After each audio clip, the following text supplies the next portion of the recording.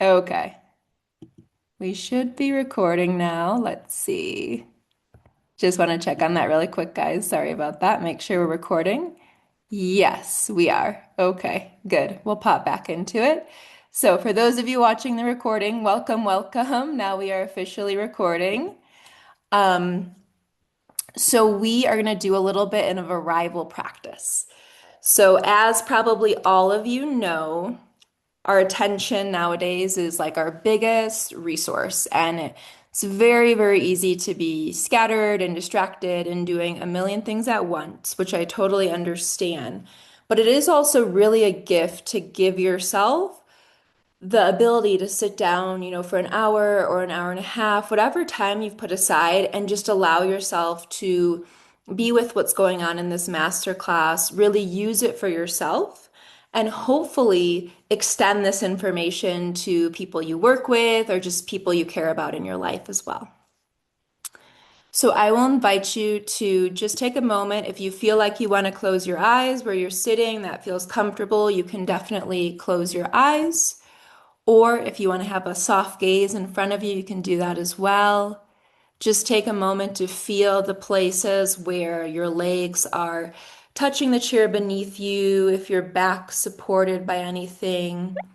See if you can kind of sink a bit deeper into gravity, that weightedness of your body. And just start to tune in to how your breathing rhythm is today. Maybe even put one hand on the chest or the belly just to check in on how the breath's doing. And I'm going to go ahead and share this Rumi poem with you all. It's called The Guest House. This being human is a guest house. Every morning, a new arrival. A joy, a depression, a meanness. Some momentary awareness comes as an unexpected visitor. Welcome and entertain them all, even if they are a crowd of sorrows who violently sweep your house empty of its furniture. Still treat each guest honorably. He may be clearing you out for some new delight. The dark thought, the shame, the malice. Meet them at the door laughing and invite them in. Be grateful for whatever comes because each has sent as a guide from beyond.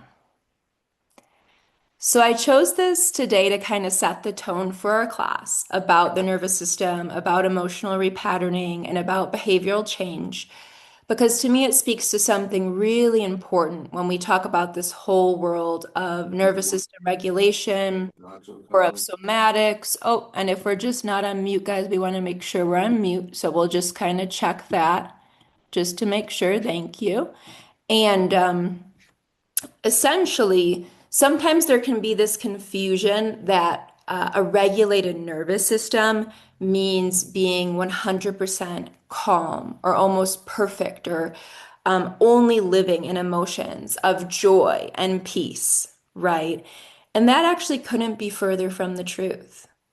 Having a regulated nervous system, really, the goal there is to have a response that kind of flows and fits the situation that you're living in. And it allows us to live through that whole human experience and range of emotions, but with the ability to come back to that regulated kind of center, if you will, relatively quickly, and for us to kind of not get almost stuck in these certain places of that heightened activation of our nervous system or of kind of that lower numbness. And we'll talk a little bit more about that today. If you're like, I don't know what that means, that's okay. That's okay, right?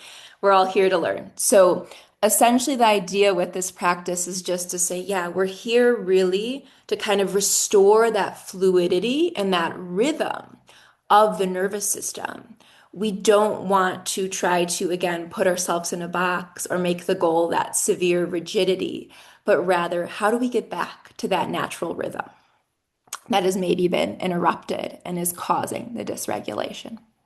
Okay, so that is our opening practice. And I know we've had some others join us, so welcome, welcome. I want to share a little bit about my story and my healing journey up until this point, because as we know, it's never a thing that just at one point starts and at one point stops, right? It's a lifetime journey and there's layers and levels. But my major healing journey really started when I was about 10 years ago, almost now, when I got diagnosed with lupus as well as a couple other autoimmune conditions.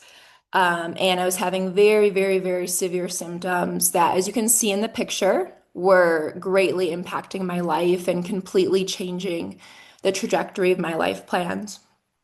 Um, and I had had many years leading up to this. I had already diagnosis of anxiety, PTSD, severe hormonal issues, digestive-based issues. So this wasn't, as you know, most of you know, you work in healthcare, it's never out of the blue, right? But sometimes it can feel like that in the moment. So it just really brought me to a breaking point where the question for me became, okay, you can kind of accept this trajectory that conventional medicine has given you of, okay, you're going to have these autoimmune diseases the rest of your life. They're going to get worse and worse. You might need more and more medications. Or maybe you can try something else. And really, my inclination, or you could call it a sign from the universe or God, right? However we want to frame it, was to look at this mind body connection because intuitively I really felt this connection and saw the connection between these traumatic events that had happened in my life and the onset of the intensity of my symptoms. So I decided to go into exploring mind body healing. To make a long story short, I went to a mindfulness and meditation center in Spain and I stayed there. And it was really interesting to learn about mindfulness. I still bring a lot of that into my work, but probably the most impactful thing for me in that experience was when we had this workbook, and I can still remember the page in my head. We opened it up, and one day we learned about the nervous system, the autonomic nervous system. And it's one of those moments that was just so transformational for me. It's like you saw that and you could never unsee it, right? And from that point on, it really became the center and focus from my healing journey. Of course, that has grown and transformed and deepened in many, many ways since then.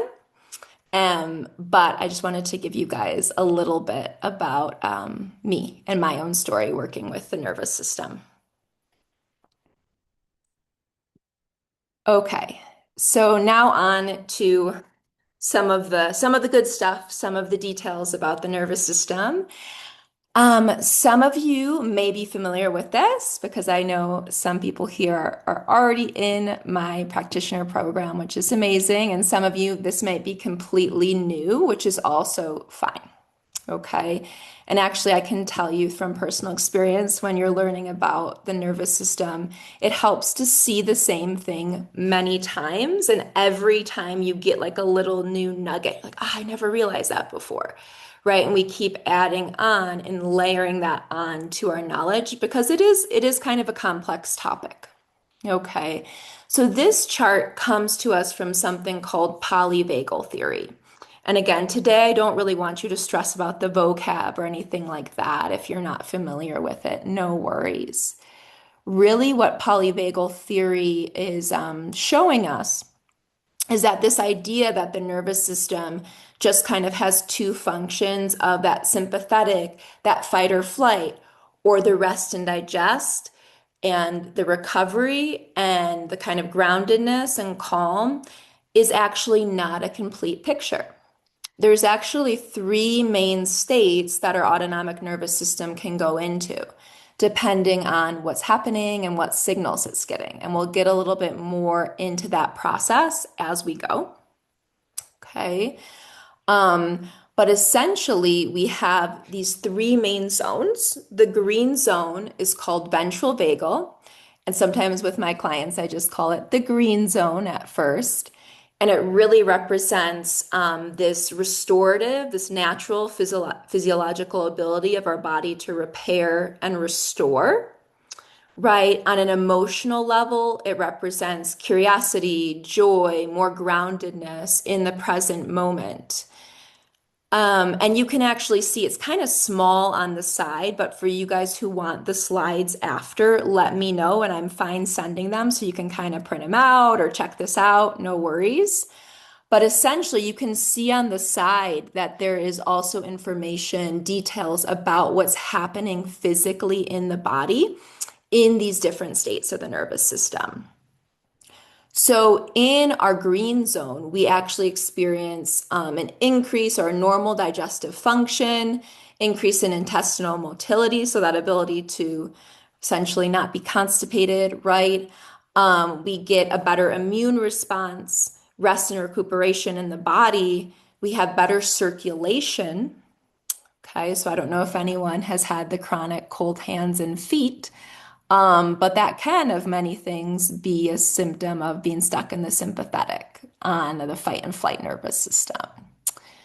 And we also have an increase in oxytocin, which is this neuromodulator that it allows, it's like that social bonding, right? A lot of people know this because of the mother-child bond. That oxytocin is very much responsible for.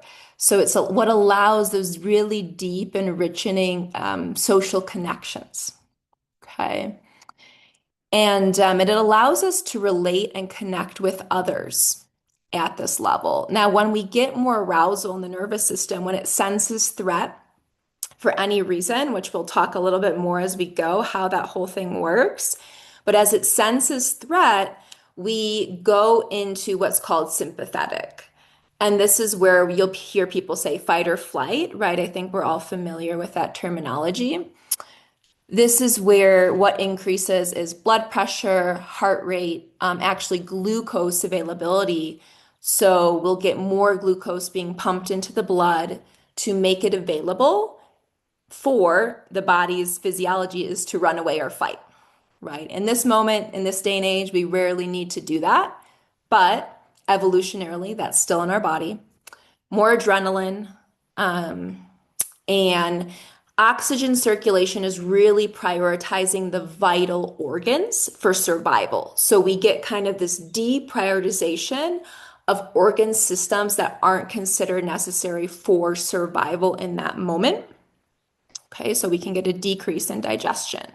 We can get a decrease in the immune response as well. And overall, this will definitely affect different, like the thyroid hormone, female hormones, when it goes on for a chronic period of time, and also insulin activity, right? So our ability to actually take the glucose and use insulin to get it into the cell is now impaired. So, hello, blood sugar issues, right? And emotionally, you guys can see here what are the emotions that our body biochemically is going to put us into in the sympathetic nervous system. Panic, fear, anxiety, rage, anger, irritation, and frustration. And what I want to take a moment here to recognize is these emotions aren't just random. Okay, just like everything that happens in our body, emotions always have a purpose. So, one of the things I really want you to take away from this class today is that emotions should not be treated just like some random phenomenon that's happening separately from all the physiological processes and the nervous system. They are an output of our nervous system state. Because if we think about this in a historical context of how humans have evolved and survived over time, when we have more threats putting us into more anxiety, so you're hypervigilant and you're looking out, oh, where's the next threat? You know, is this person going to attack me? Is this person going to take my food? Right? That served a purpose. Or maybe anger served a purpose because it was a defense mechanism against people or things that were threatening. Right? So again, the body can put us into these emotions, which are really biochemical reactions for a purpose, but they are a product of our nervous system state, not the other way around. Okay. And finally, so there's the blue zone, which is called dorsal vagal, but I do want to draw your attention to this gray dotted line in between the red and the blue, which is what is really freeze. So I know freeze should really be next to this gray dotted line, and up here the blue should really say collapse.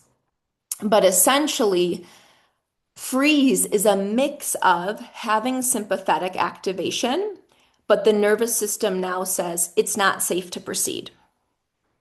Okay, so you have this feeling of your body of like, I need to do this, and I need to do this, and I need to go. But then at the same time, the body's saying, but you can't.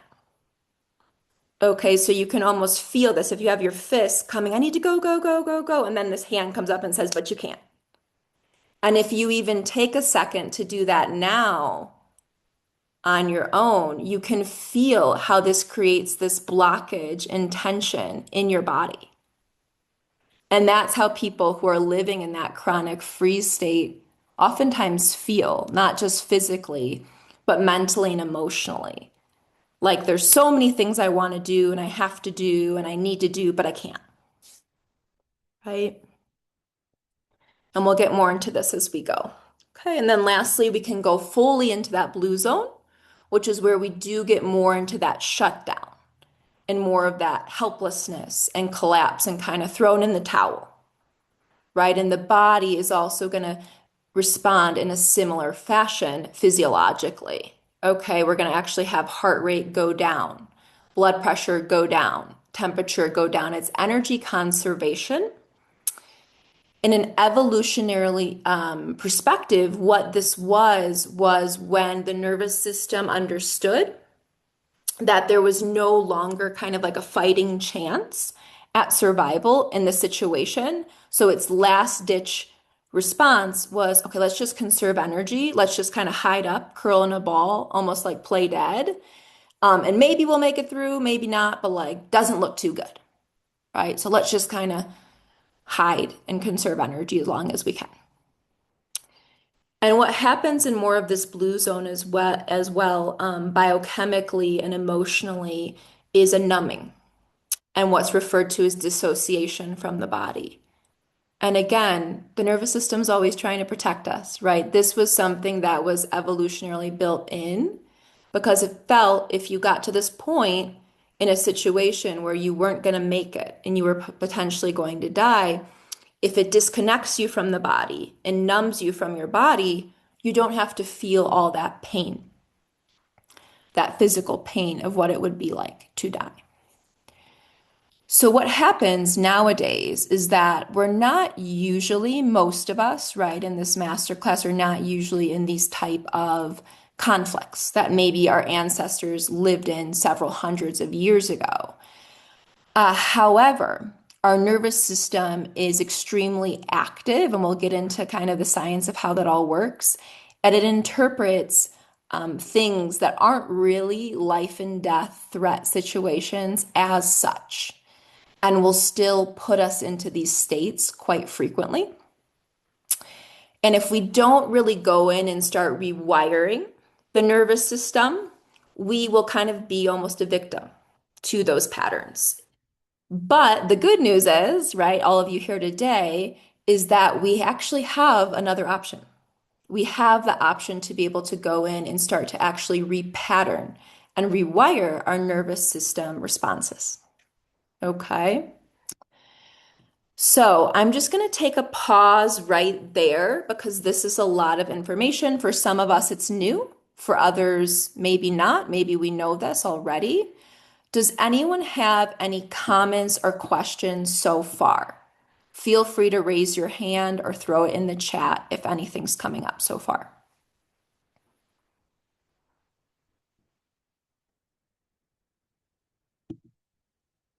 Give a second. No pressure. No pressure to ask questions at all or comments. But if you do have them, I want you to feel free to express them and use the opportunity also to kind of ask about it, right? Okay. Okay. Well, I'll keep an eye on the chat for the next couple minutes. And we will keep going forward. Okay. Now, what I want to do as we continue to go through this presentation is invite you to see if there's a mini shift in your breath or your posture.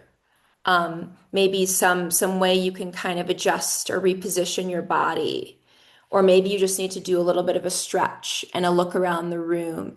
Is there any way you can kind of intuitively feel right now that you could bring yourself a little bit closer to this green zone, to this ventral vagal? Okay, and I'll just invite you guys to give yourself a moment to make any minor adjustments or just kind of connect back in with your breath if you've lost that connection through these past few moments as we keep going through the class. Okay, and thank you, Alex. Very kind comment. I really appreciate that.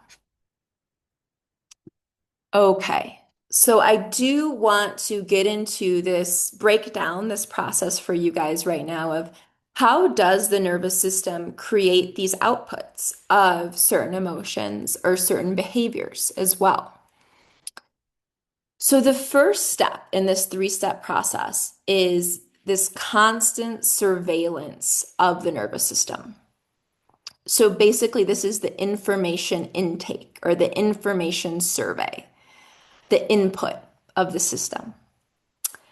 6 times every second, the nervous system is scanning the environment that you're in, the internal environment, and the relation environment, right, between other people.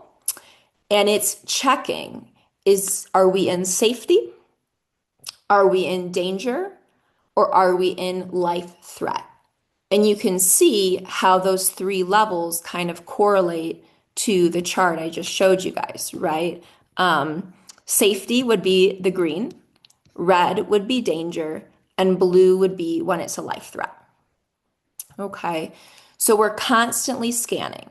But the important thing for you to know is your nervous system isn't just checking externally what's going on. It's actually the majority of its feedback is coming from inside the body. So it's checking things like bodily sensations, pain, hunger feeds into this, heart rate, breathing rate, and it's gauging all of these measures along with, in combination with the external environment. So that could just be what it sees in the environment, sounds, temperature, movement of people or things in the environment, objects in the environment. And then there's this relational aspect, right? Which is as mammals, we're constantly looking to other people or even other animals for their facial expression, their tone of voice, their gestures, and their social cues to say, is this person safe? Are they maybe a little bit threatening? Or is it a life-threatening situation, right? And all of this information is taken in together. And that's the first step in the process. It's making its survey of all of these different factors together, not separately. That's important to understand. It's a combination of them. Okay, and this is happening beneath conscious awareness every moment of the day. It's happening right now. You are not aware of this in the prefrontal cortex and the thinking part of your brain, but your nervous system is even looking at things like my facial expression. It's listening to my tone of voice. It's checking all other things in your environment, and it's correlating this with how your body is responding. So is my body tense and tight like this and up? My shoulders are up and my breathing's really short and restricted. And I'm having these bodily sensations that feel kind of alarming, right, to my system. Or am I open and my shoulders are back and I'm relaxed and my breath is flowing naturally in response to the people and my environment? Okay, so it's like a combination of all of these 3 layers. And then the second step is what we call neuroception. The nervous system basically takes in all of this information and compares it to this database it has from your entire life and even before your life, because we now know that mom's nervous system, grandma's nervous system is laying the blueprint for yours. and it looks at all that information and it says, all of these circumstances, do they remind me of anything that's potentially threatening? Do I have to bring her into more of a sympathetic response to keep her safe? Right? Or is everything safe? Is everything okay? Of course, the nervous system has a bias for looking for negativity and danger because its goal is to keep you alive.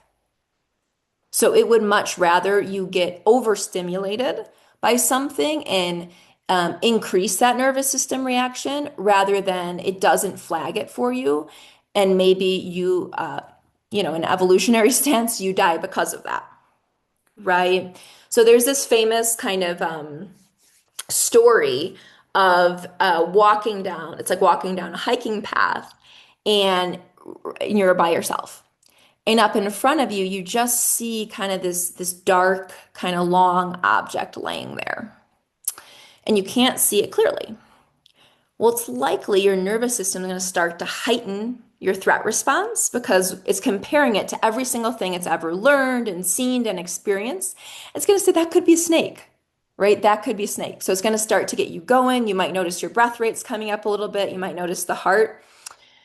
But then once you get to this and you're going to pass it, you realize that was just a stick, right? And the heart rate goes down, the breathing rate goes down, the emotional stimulation will probably go down, right? Assuming we have a resilient nervous system response. And even though that was never really a snake, the threat was never really real, your nervous system responds in the same way. And this is a really good metaphor for ourselves and our clients. We can create also imaginary scenarios in our head. We can make our email and text notifications suddenly become this danger signal for our nervous system.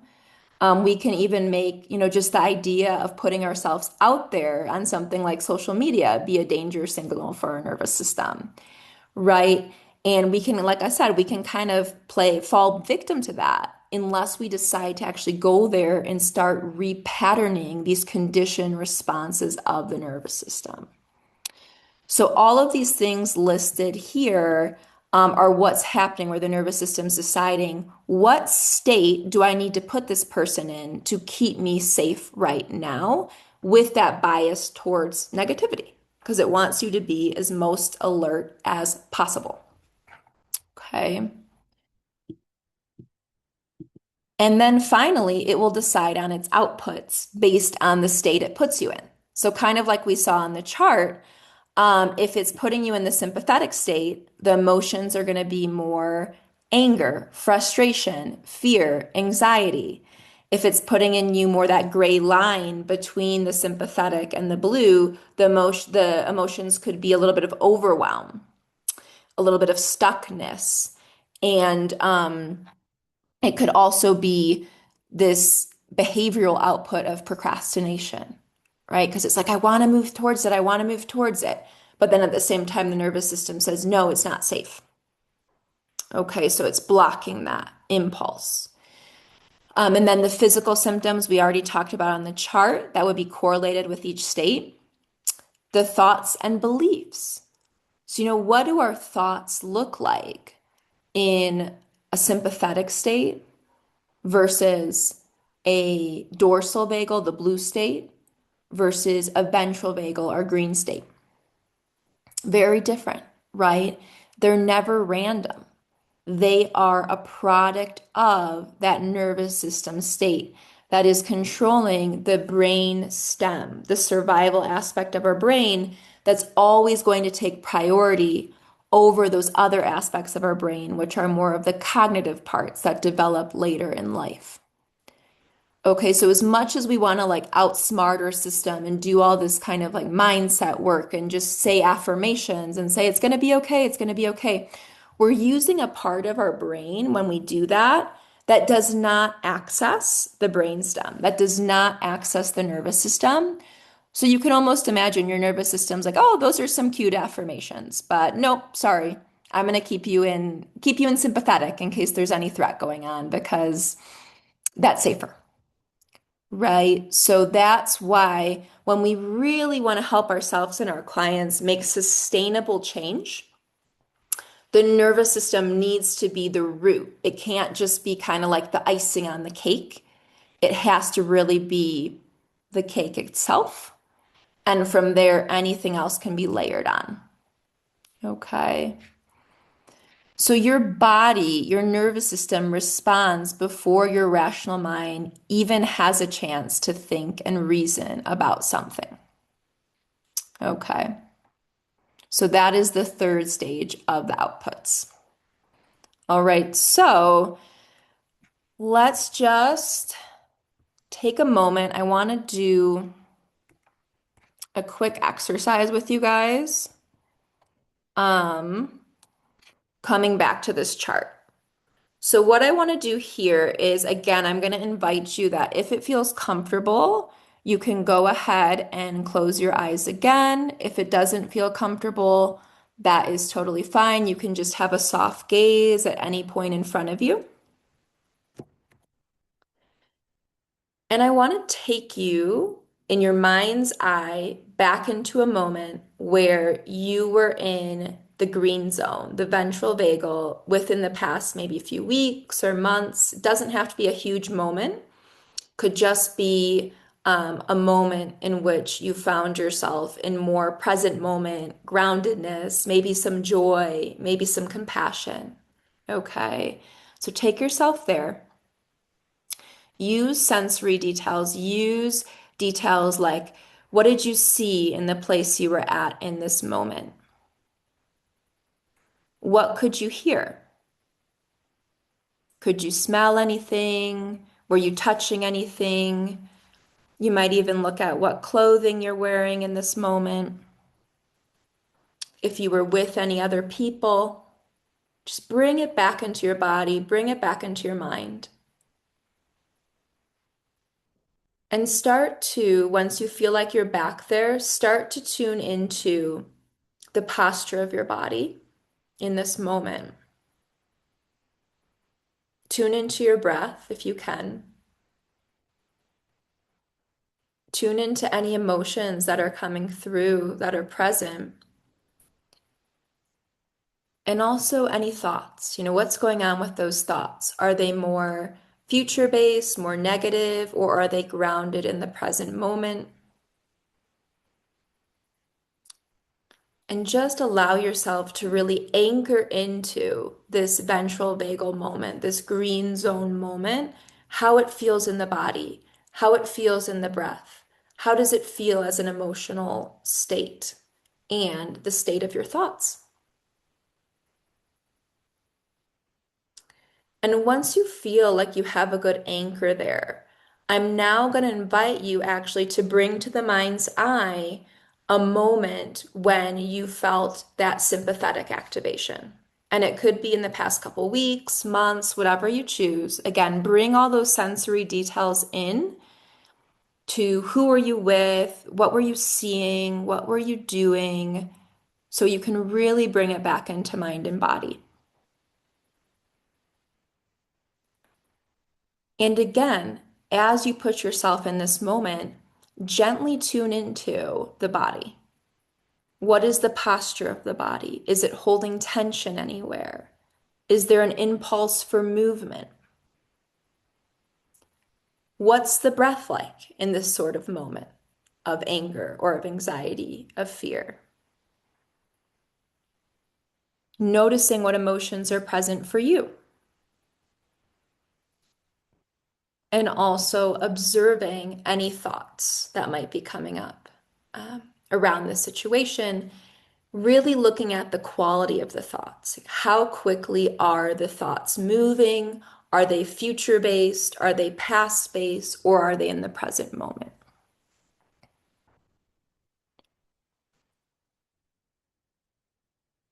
Okay, so just taking stock of all of that. And the last thing I'll invite you to do, if you feel comfortable, is going in and feeling in the mind and body one of these blue zone moments. And this could be any moment in your life. It doesn't have to be recent, but just a moment that emotionally you identify you were feeling a little bit more down or hopeless or numbed or trapped in something. And be very gentle with this. If your body is telling you, look, I don't want to go there today, don't go there. Okay. It's all an invitation. But if it feels, interesting for you to explore it, I invite you to bring that sensory information in about that moment in time and bring yourself back to it in the body. Again, where am I? Who am I with? What am I seeing? What am I doing? If there's anything that I can smell or any other textures or feelings I remember about this moment. And just gently notice what's the body's inclination for its posture in the blue zone. Is there any impulse to kind of cave or collapse in? Just being curious, just noticing. With the breath, does it feel full and lengthy on the inhale and exhale, or does it feel kind of short, restricted? Are we holding the breath? Seeing the predominant emotion that's coming up, if you're able to identify that, what is it? And finally, just looking at your thoughts in this moment. Where are those thoughts? Are they kind of off and dissociating? Are they more hopeless? Are they more negative? How are those thoughts? Okay, and giving yourself space to do that. And again, you can come out of this exercise at any time if it feels like too much for you today. I really encourage you to respect that. And then slowly but surely, I'll just invite you to, after you feel like you've got a good hold on the blue zone, reconnect to your anchor in that ventral vagal. So reconnect to the breath, the body, the image of what it's like to be in the green zone. So you can invite your body back into that slowly but surely. And sometimes it's helpful to visualize that we actually have like a physical anchor or a little kind of something that we keep there. And as we explore the other zones, we just kind of go out on a rope and we're going to them, but we know we always have like this weight, this anchor in ventral that we can go back to when we need it. Okay. So see if you can find your way back to ventral at your own pace with your breath, with your body, making any adjustments that you need, taking your time. And I'll slowly invite you to open your eyes and come back to the present moment. If you had them closed, you might want to wiggle the fingers, toes, move your wrists, move your ankles. It helps us get back in the present moment. You might want to allow your eyes to look around the room and readjust. Okay. And we will keep going from there. Okay. So with this, I want to go back here. I want to ask you guys, is anyone interested in sharing a little bit about their experience in any of those zones or exercises or anything they noticed? Not required, but if anyone wants to share, it's open.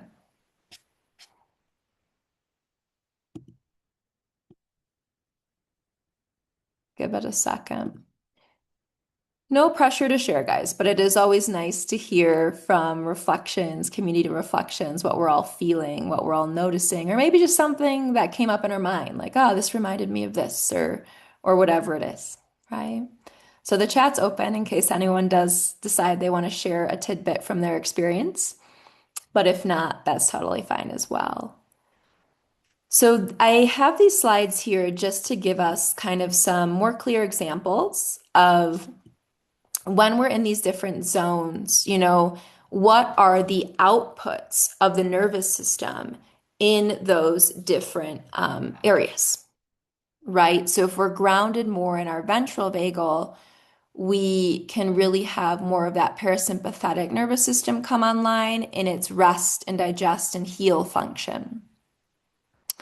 We can have optimal digestion, hormonal balance, immune function, and natural repair processes online. We can have these behavioral outputs that is pro-social behavior. So we want to connect, we want to have community, we want to be kind and open and patient with people. It's more of like an openness and a curiosity. And this is a really good place for us to cultivate new habits and new behaviors because all parts of our brain are online, and that cognitive part that is more about new learning is specifically online in the ventral vagal zone. Whereas in the sympathetic and the dorsal, it's kind of compromised. Blood flow is taken away from that zone. So here it's the most conducive state to actually make behavioral changes that will last and that feel approachable. It's also where we're able to access more of like our creativity and our problem solving state and this ability to try new things, even if they feel a little bit challenging. And emotional outputs, like we've already talked about, it's more of that presence, that groundedness, more confidence, more hope about the future. And in a physical way, we have reduced pain sensitivity, relaxing of the muscles, easing of the muscles, more stable energy, and also just the overall prioritization of healing and repair in the body. Okay. And then we go into sympathetic, and maybe some of you experience this in the exercise, but we go into different types of behavioral outputs. So in this zone, we're going to be more concerned with using our energy to be in hypervigilance, to more in that anxious state, whether it be a low level of anxiety or high level of anxiety, it wants to keep us in some level of kind of an anxious state. Monitoring constantly what's going on, what could go wrong, what could go negative in the future. More reactive emotionally and more irritable in general. Difficulty focusing, difficulty learning new habits because it's not a priority. Let's think about this logically. If your body thinks you're in a threatening situation, does it want you to start to learn a new health habit? No, it doesn't care, right? It's like you could die. You could die in the next, 20 or 30 minutes if we don't monitor all these threats. Why do I care about you learning a new health habit, right? Or starting a new program or whatever it is. Okay. Reduce creativity. For sure, creativity is not a priority when our nervous system is sensing threat. It's like, oh, that's cute. You want to be creative? Look, there's a lion over there that wants to eat you, right? And emotionally, of course, we're going to be more restless. If you noticed in this exercise that it's really hard for your body to actually feel okay being still, that is an indicator of a low level of sympathetic activation, okay, which is very, very common nowadays. And a lack of patience, right, with ourselves, with others. There tends to be like this inner critic that comes more online in the zone. And we actually physically, it actually heightens the sensitivity to pain in the body because it's like the hypervigilance of what's going on in the body. So pain feels much more intense, more muscle tension, more muscle guarding. Digestion, immunity, and detoxification are essentially put on a back seat so that the survival physiology process can occur. So, of course, if this goes on chronically, right, we start getting compromised digesting, compromised immunity, compromised detoxification. And we have this idea of the freeze, right, which is that gray dotted line between the red and the blue, where the outputs are more about procrastination because one part of you of saying, okay, there's so much to do, let's get everything done. There's so many, it's so overwhelming, we have so much to do. And another part of you saying, it's not safe to move. It's not safe to move because the threat is too big. So it creates this very intense tension and almost lock in your system, this frozenness. It leads us to be more distracted and oftentimes more avoidant of things we want to do or have to do. This is where self-sabotage often kicks in. this like stuck, but also I'm very anxious about being stuck. Like I don't want to be here.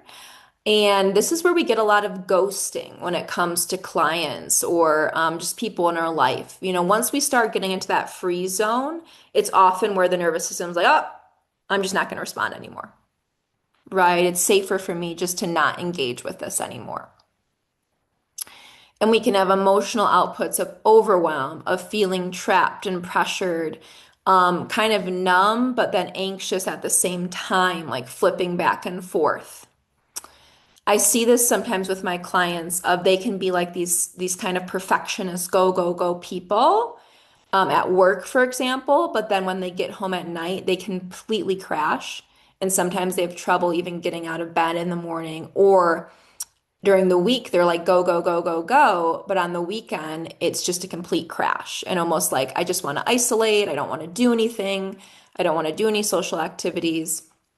And you see this kind of discrepancy between the two states of the nervous system there.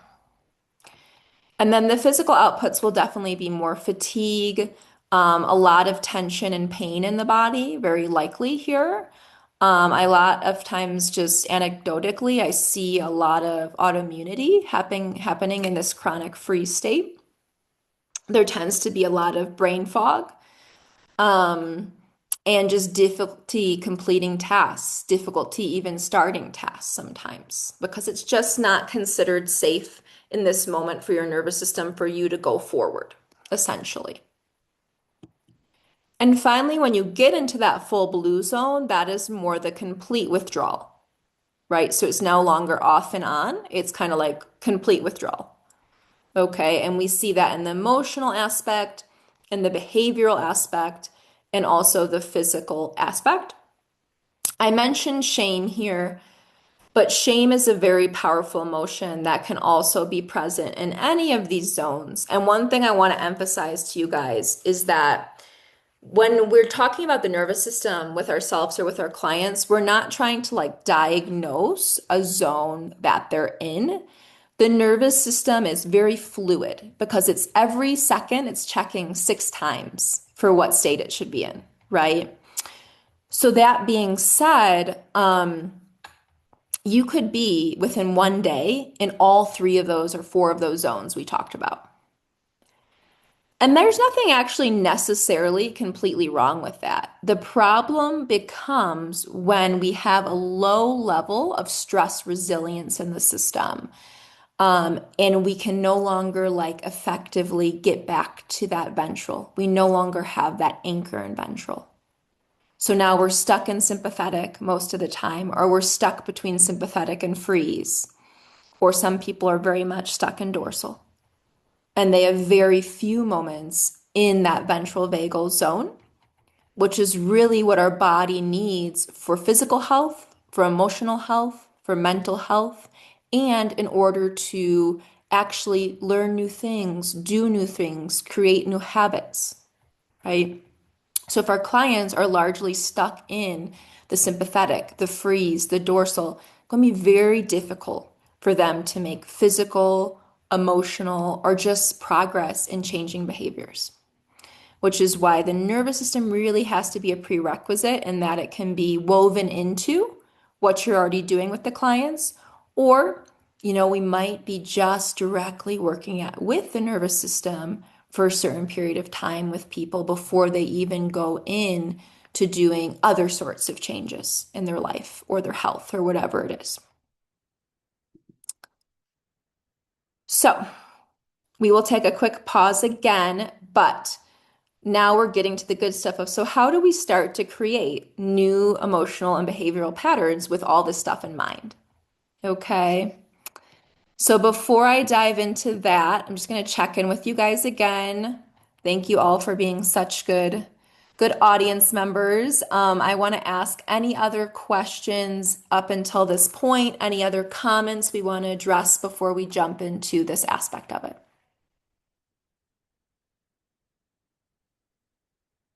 You guys know the chat is open. Okay. I'll keep going, but it is open if you need it. Okay. So there's essentially four steps that I want you to start with, whether you're working with yourself or a loved one or a client or a patient, whoever it is. Four basic steps that I'm going to teach you guys today. The first one is reframe the problem, whatever is happening, in the context of the nervous system. So instead of asking, why can't I stick to this? Why can't I be, I know I should be eating these 3 meals a day. I paid, my coach all this money so that they could help me with my nutrition. And I can't even eat 3 meals a day.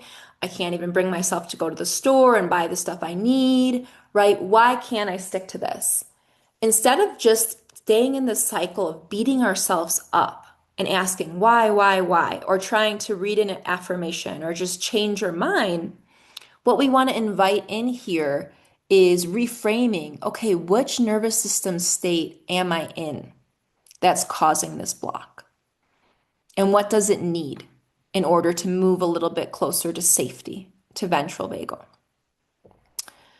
So let's say someone is in a state of hypercritical, right? You might have a client that is kind of a perfectionist.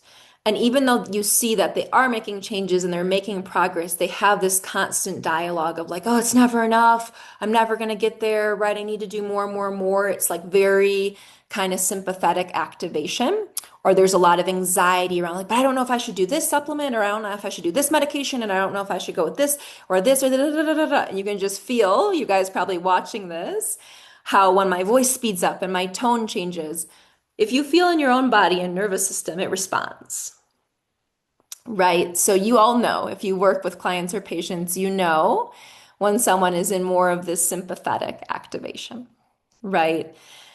Um, and here we want to see, so she's in a lot of sympathetic. Okay, so she needs a little bit of a safety cue that's going to bring her closer to ventral vagal. And instead of staying stuck in this loop, oh, I'm so stupid, everything is so confusing, I never know the right thing to do, it's never enough, I'm never enough, we get out of that loop and we just say, oh, my nervous system is in a sympathetic state.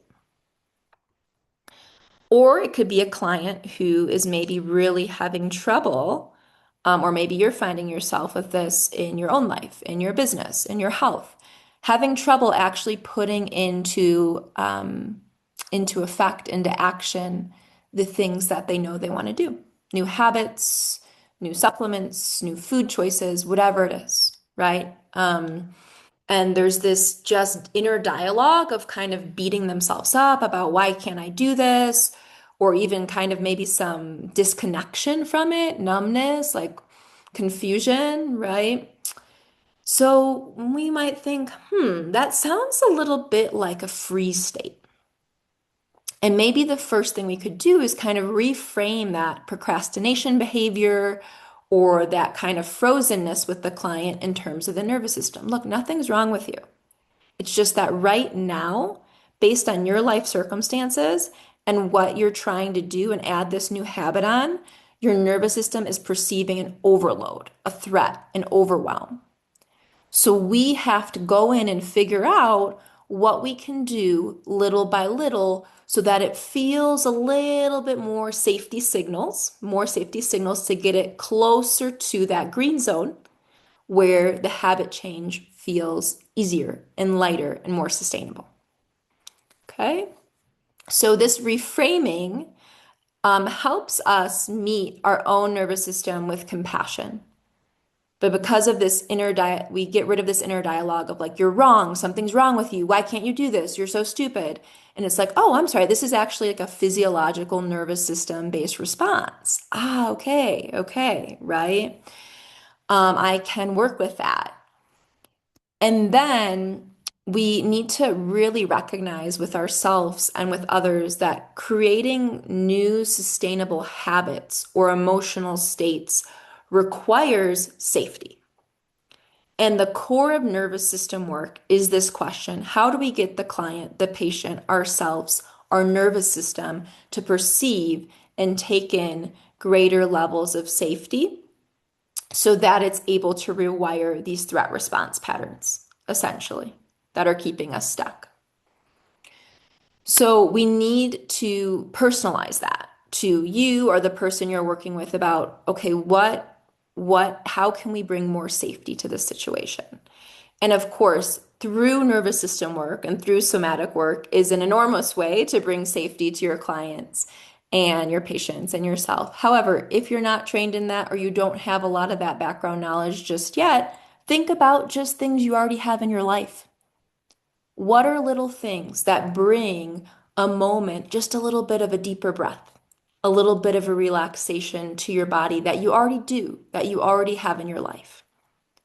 Things as simple as I take 2 minutes to step outside, or I take a minute and I go drink a glass of water, or I take a moment to send a text or call one of my really good supportive friends, right? These are things that we can start bringing to our own awareness and our clients' and patients' attention before we even get into the kind of official nervous system stuff, because it brings into our awareness like, look, there's actually a lot of resources you have also in your life right now. And it doesn't always have to be rocket science about what we can start with, even if it's just a tiny nugget. Okay.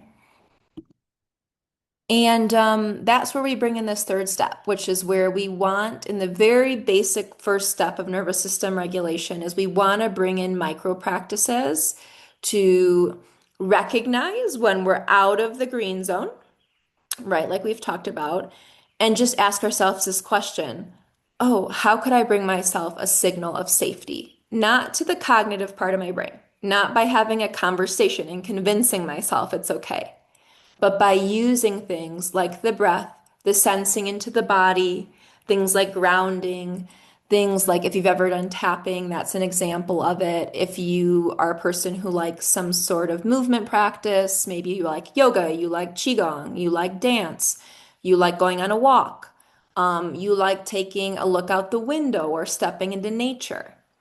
Okay, these are all things that you might very well already be aware of and have in your life, that you could start with today.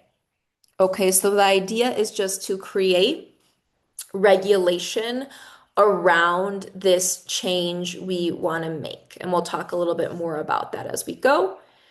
And the idea is that from safety, we have new possibilities. When the nervous system is in ventral, when it's centered in safety, when it's grounded in safety, is when we have all of that opening of we're more creative, we're better problem solvers, we're more relational with other people, we're more grounded in our truth, not in just what we're doing out of survival, right? Our body is in its natural repair systems. It's in its healthiest state. All of this opens the door into whatever habits and new changes and new emotional states and anything else I'm working on for that to start to happen. Okay, so it's really a prerequisite. So this is just kind of summing it up for you guys. Okay. I know you've heard this before, but this is really reinforcing this concept of you need to start small when it comes to any changes, whether that be you're adding new medications or supplements or dietary or exercise habits with your clients, usually smaller than you think, especially if the client's nervous system is already very obviously insympathetic or overwhelmed from other parts of life. You're essentially adding another item into that stress bucket.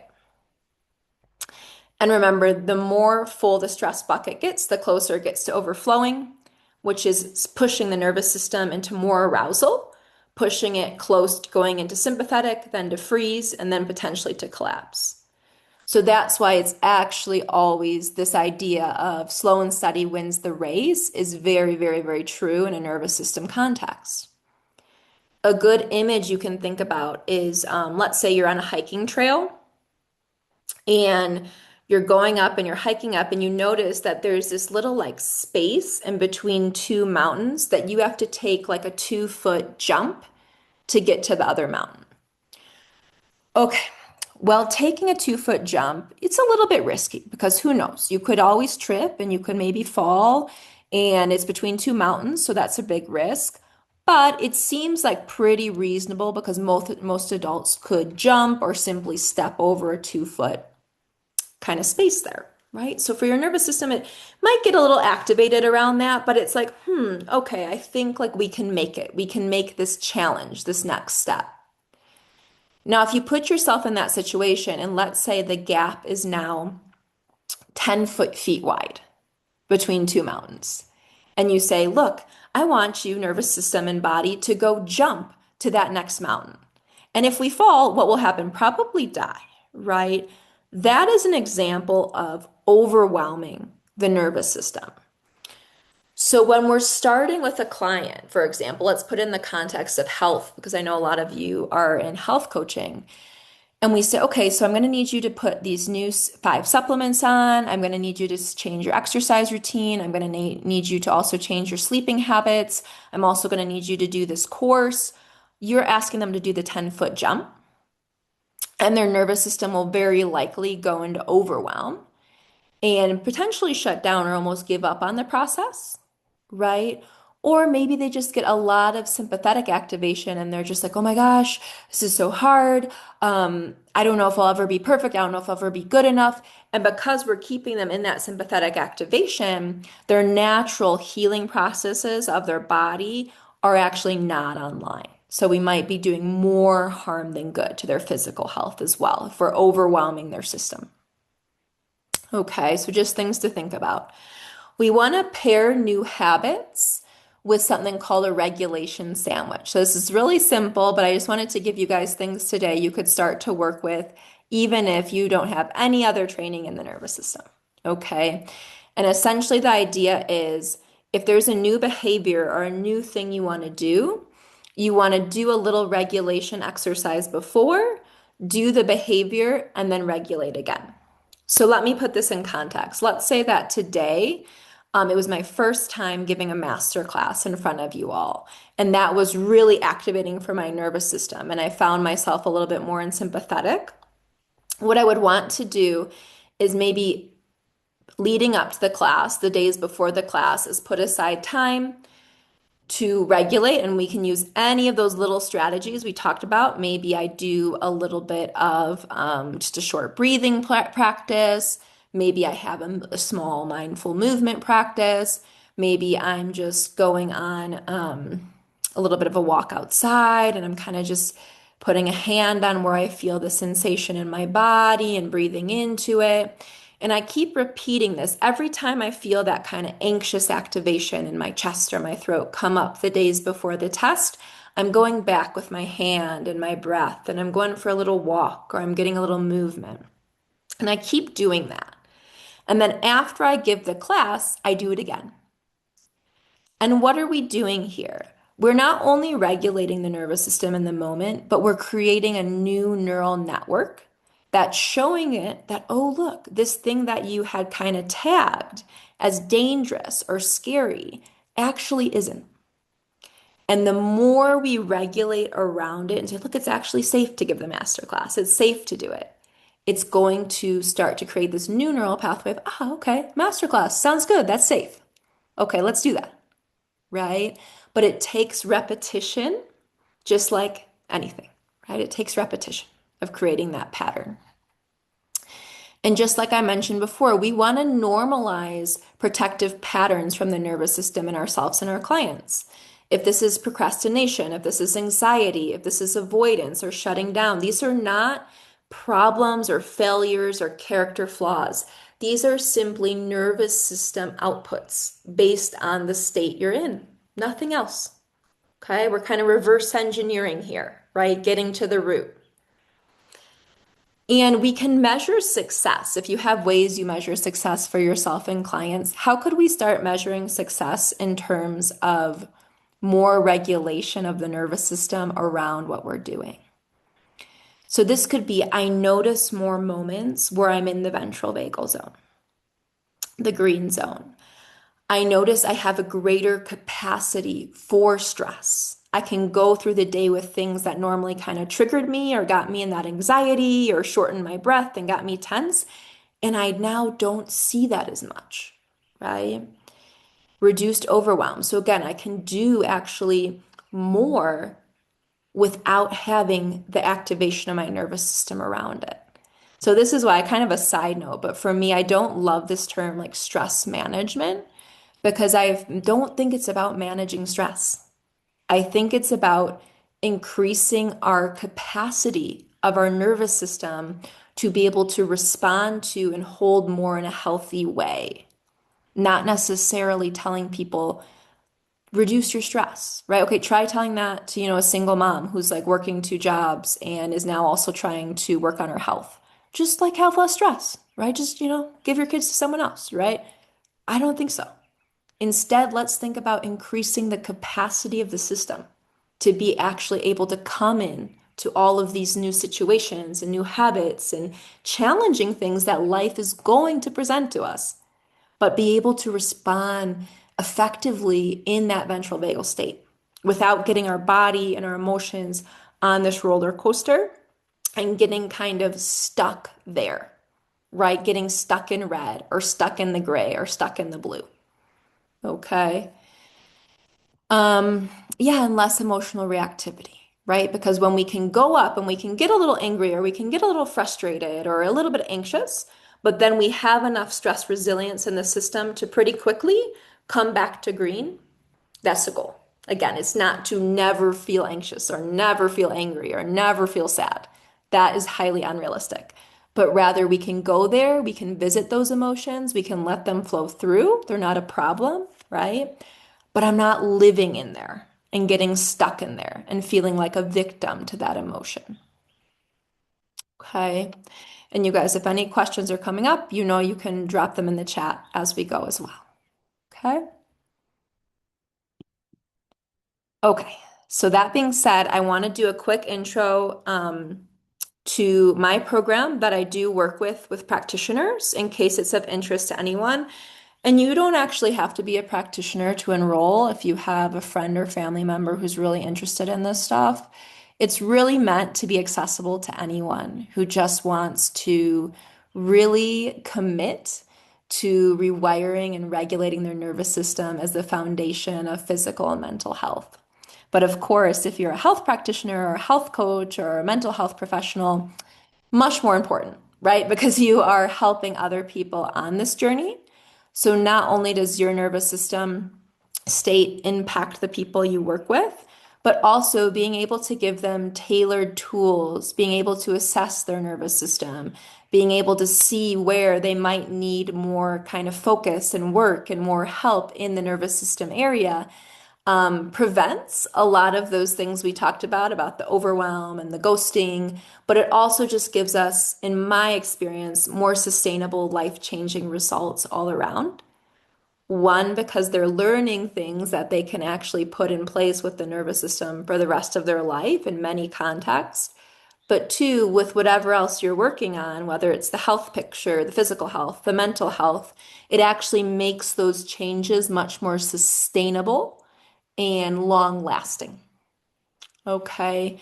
So this program is meant to be a personal transformation with a lot of professional skills as well that you will gain. And this is the core curriculum. You do not have to read this all right now. Like I said, if anyone wants the slides, they can always let me know. But these are all of the things we master. So today we kind of scratched the very surface of what diving into nervous system work looks like. There's many layers to it, and we expose you to everything you really need to know to go as deep as you possibly want. I always tell my practitioners in the program, by no means do you have to use every single skill and exercise you learn in the program, but it gives you a lot of flexibility, a lot of information, and ability to know about all the different depths. It combines applied neuroscience with somatic, which is body-based work. So we can directly talk to that brainstem area and the body, which is where 80% of the signals that come from the vagus nerve up into the brain come from body to brain, 20% brain to body. So we really have a heavy focus on working through the body, working through those signals, relearning the language of the body, and implementing simple but effective interventions in a coaching model. And if you're a health practitioner, and that kind of client practitioner or client patient model as well. Or I have people who just decided to specialize in the nervous system and they went into this and they have their own courses and programs and classes all on the nervous system as well. Right now, there is a lot of bonuses involved if you guys do want to enroll between today and December 19th. Basically, our next cohort and intake is not officially starting until next year. However, I'm opening up 5 spots between, like I mentioned, November 19th to December 19th for like a pre-sale pricing. So it's going to be less expensive than it would be to enter in next year, and it has more bonuses and more access to working with me. Okay, so we're taking 5 more people in case anyone's interested in being one of those. I'll keep it open till December 19th. If it fills up before that, I'll close it before that. If not, I'll close it December 19th and then reopen it next year. The difference will be the price will increase. And then the bonuses will change slightly, a little bit less access to the one-on-one work with me. Okay, so there's just an advantage of getting started early. And it does come with private coaching with me because really, when it comes to working somatically, working with the nervous system, you have to embody it, you have to live it, and it's really important for me that you get to go through a little bit of your own process. So I work with everyone who comes in one-on-one. And in this case, it would be 5 personalized sessions for you, for your own unique needs. There's also a nervous system nutrition module. It's a whole nother module to the existing 10 modules. A self-healing course, which is going to be open, activated in January. So you can have this lifetime access to this course where you can go back through my 7 steps of nervous system healing whenever you need to. Use for yourself, for your friends and family. And then there's also a fascia masterclass. Okay. Oh, thank you, Bree, for sharing. I really appreciate that. So sweet of you. And I will say, Bree is a very, very good student. She is blazing through the modules so far. So thank you so much, Bree, for sharing that in the chat. And I also want to mention that a really important factor to me in the program is having community support, and that this is not something that kind of just ends by going through the material, but that you feel like this is a living, breathing part of your work and who you are.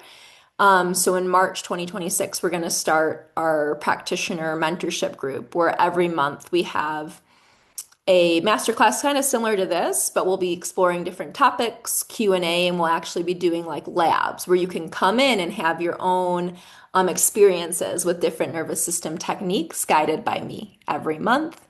So that's part of it as well to continue to grow in this process. Okay, in case anyone's interested. So I'll leave it open, guys, for questions and answers. I did want to offer you guys a special discount for tuning in here live with me today. If you go to my website on the practitioner page and you do choose to jump in for this November, December offer, you can get 15% off the already discounted price with this code, Coach15. Okay, so if that's something you want to do, it's already the lowest price it'll ever be at, but you can get 15% off. Okay, and like I said, I'll keep it open. When those spots fill up, I will close it simply because of the level of the one-on-one mentorship and sessions. I can't just take whoever comes into it. I have to keep it to a certain limited number of people. Okay, so there will be that. Yeah, and I'll put my contact info up here, guys, if anyone wants to take that down. For any reason, I really encourage you to reach out. You know, there's never an obligation. Okay, it could just be a question, it could be a curiosity. It could just be to connect and stay connected on Instagram. I really like staying connected with people who are in the same space, who are in the same, kind of mindset, right? So feel free to reach out at any time. So there is a question coming in. So, yes, it's actually very similar to IHP format. If you've been through the IHP program, I often, as far as like time wise, it compares to kind of one level of the IHP curriculum, as far as the time commitment. And it is, yeah, you're welcome, Emma. Thank you so much for coming. It is pre-recorded. So it's totally fine if you're in Korea. You can do it at any time. And then there's the only live element are the one-on-one sessions with me. So we would just decide between you and me when we can fit those in with my time zone and your time zone. But we will definitely find a way, always make it work. But those are one-on-one individuals. So you would completely tailor that to your own individual schedule. It would not be like a group session. Okay, so there's that. And it's lifetime access. Yep. So if there's any updates and then there's any add-ons to the course, you guys get access to that. Okay. My goal here is really, really for you to feel deeply supported in the process and to feel like it becomes really part of you and part of the work you do. So that is it, guys. Thank you, Alex, as well. I see your message, and there's another Alex. Thank you so much. Oh, so sweet of you. You are such sweet words. Thank you for sharing that. Thank you for sharing that. Yes, and very similar to somatic experiencing. Yes, yes, yes. I bring in a lot of those aspects to the program as well. So that makes sense that you kind of correlated it with that.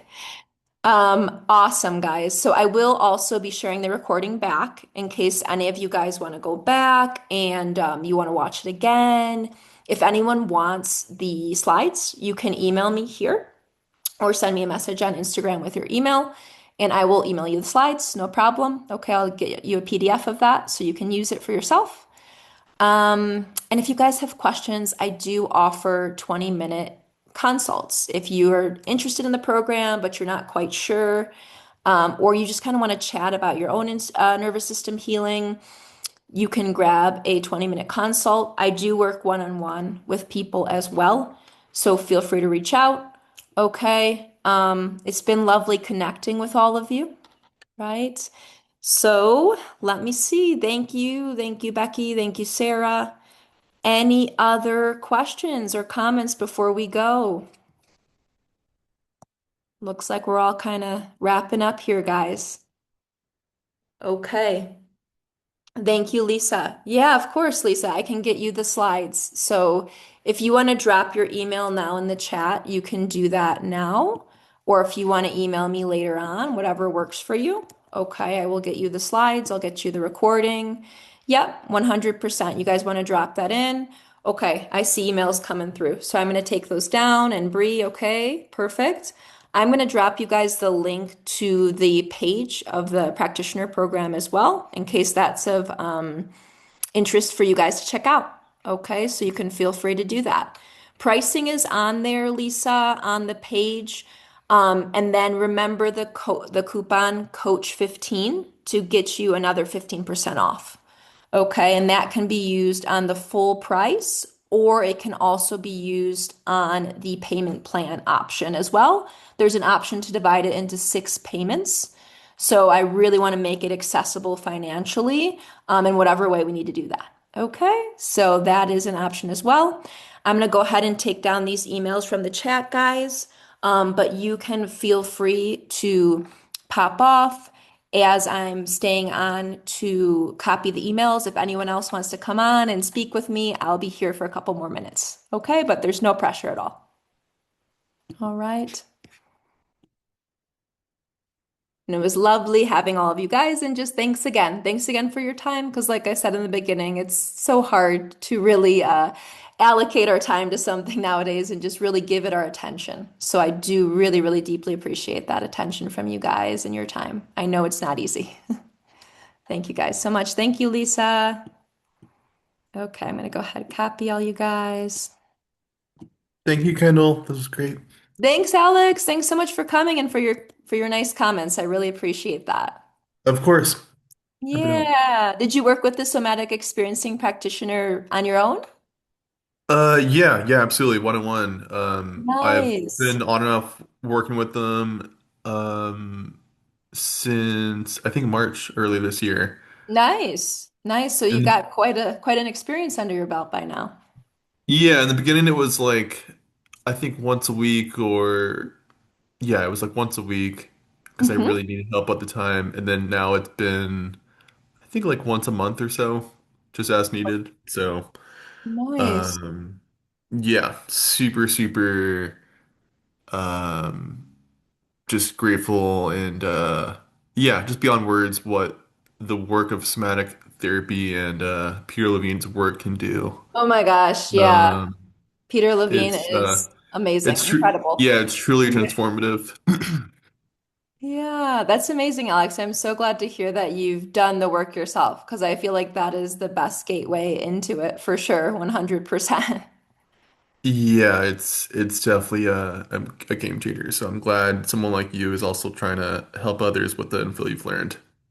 Yeah, thank you so much. I'm trying the best I can to kind of bridge the worlds, right, between the physical health and the somatic side of things, because I think they're still a little bit separated, right? It And gets yeah, it yeah, gets deep. It's really nuanced. So it is, and everyone does require an individual approach, right? mhm. So figuring out all those pieces little by little. Hmm.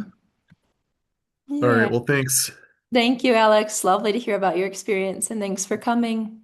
Yeah, absolutely. Good rest of your day, guys. You too. Bye bye. Okay, awesome. Tapping all these emails. Perfect. And I see Bree and Danielle are still on. Hello, Bree and Danielle.